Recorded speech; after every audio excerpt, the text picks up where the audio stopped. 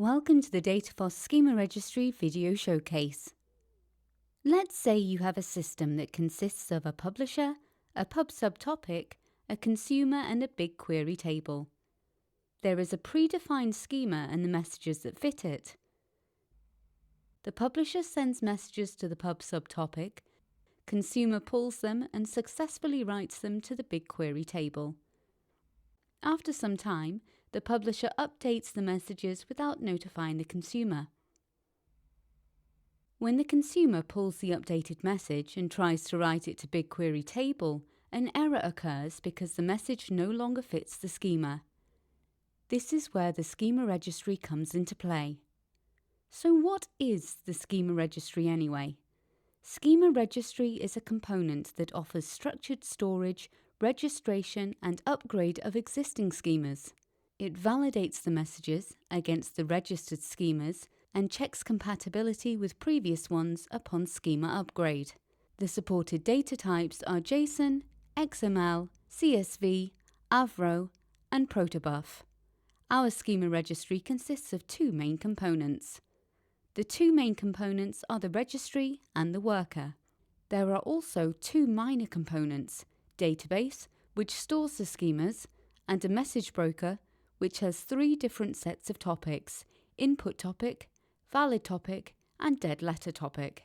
The first main component is the registry, a component that is responsible for structured storing of schemas and their versions in the database. The registry also offers compatibility and validity checks to prevent upgrade of schemas that are not compatible with the existing schemas and to prevent schemas whose syntax or semantics are invalid. The worker component pulls messages from the input topic and validates the message's data against a schema. Based on the validation result, the messages are routed to valid or dead letter topic. Let's take an in-depth look at how the Schema Registry works. A message is published to the input topic and pulled by the worker component. The worker then gets a GET request with the schema ID and version to the registry. The registry returns the schema with that ID and version, and the worker validates if the message fits the fetch schema. In this case it does, so it's forwarded to the valid topic and pulled by some other component for further use. In the second case, published message has an extra field that the registry is not aware of. The worker again sends a GET request to the registry and gets back the same schema as in the first example. The message no longer fits the schema, so the validation is unsuccessful and the message is sent to the dead letter topic and prevented from entering the system. In the final example, there is an extra parenthesis at the end which causes syntax error.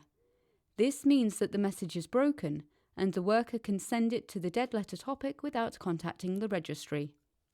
This example will show you Schema Registry in action. The message broker used in this demo is PubSub, and Schema Registry is deployed on Google Kubernetes Engine. We produced 1000 schema message pairs to the input topic. Here you can see an example of one pair. All messages are valid against their schemas and therefore all messages should end up at the valid topic. We will turn on the worker now.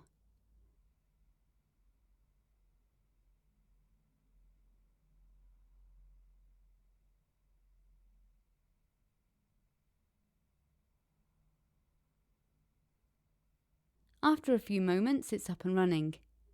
To see the worker's metrics, go to the exposed service's IP address and add metrics. If we scroll to the bottom, we can see that the worker processed all 1000 messages. Let's go back to the Metrics Explorer. We can see that there are no more messages in the input topic sub. They were consumed by the worker and forwarded to the valid topic. To confirm that, go to the Metrics Explorer of Valid Topic Sub. We see that all 1000 messages successfully arrived. Let's take a look at how to send HTTP requests to the registry. You will see how to get all registered schemas or specific ones, how to register new schemas, and how to update the existing ones. The Schema Registry is deployed on a Google Kubernetes Engine cluster. Firstly, let's get all schemas registered in the registry. To do this, we send a GET request with no body.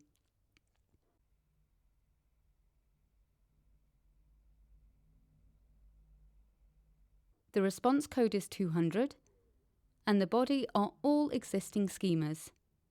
A schema metadata consists of ID, schema type, schema name, description, compatibility, and validity mode, and the schemas field is an array of schema versions encoded in base 64. As you can see, there are schemas already registered. Let's register a new schema now. To do this, we will send a POST request with body consisting of description, schema type, name, compatibility and validity mode, and finally specification, which is the schema data.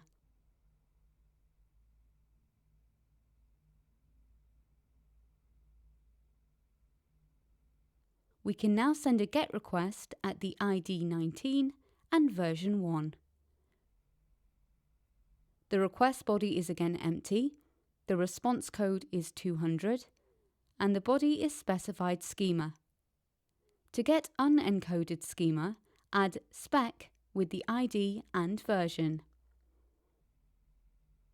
To upgrade the schema version, send a PUT request with the ID of the schema you want to upgrade and request body with version description and schema specification. The response code is 200 and the schema is upgraded at the ID 19 and the version is now 2. To check the schema is upgraded, we again send a GET request at the specific endpoint. In the upgraded schema, the room field is now deleted. Many thanks for watching this video. To find out more, please visit www.syntio.net.